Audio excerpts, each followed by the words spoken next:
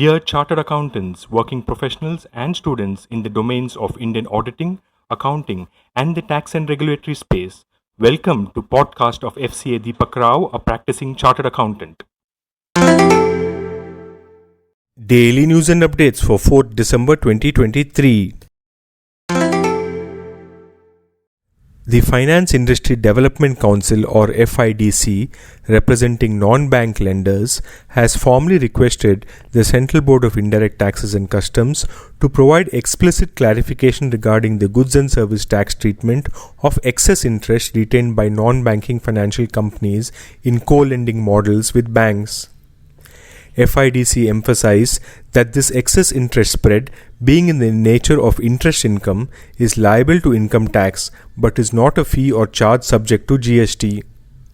The letter pointed out that in co-lending arrangements, where both entities collaborate as co-lenders to provide credit, there is no traditional supply of services from one party to another, further supporting the case for GST exemption. This move by FIDC seeks to provide much-needed clarity in the regulatory landscape, ensuring a fair and transparent treatment of financial transactions in co-lending models, ultimately benefiting the financial industry as a whole. State-run banks have urged the government to relax the cap that stops them from hiring more people for middle and senior level management positions, saying it will boost efficiency.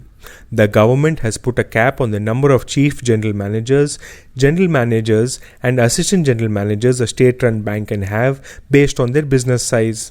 For instance, a bank with an annual business size of Rs 1.6 lakh crore can have a maximum of 12 general managers.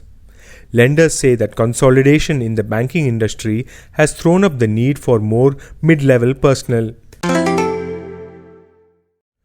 The ongoing resurgence in the residential real estate market has prompted property developers to actively pursue and conclude transactions for land parcels, and the trend is not limited to metropolitan regions and peripheral locations but is also evident in Tier 2 and Tier 3 cities too. Home buyers' interest in plotted developments has spiked, particularly after the outbreak of the COVID-19 pandemic. The buoyant demand for warehousing has also pushed finalization of land deals higher. During the 22-month period from January 2022 to October 2023, real estate developers purchased about 3,294 acres of land. A substantial proportion, or 44.4% of these land deals, was transacted in Tier 2 and Tier 3 locations, with 1,461 acres being acquired in 17 land deals. This podcast is sponsored by Sound of CA. We share because we care. Vande Mataram, Jai Hind.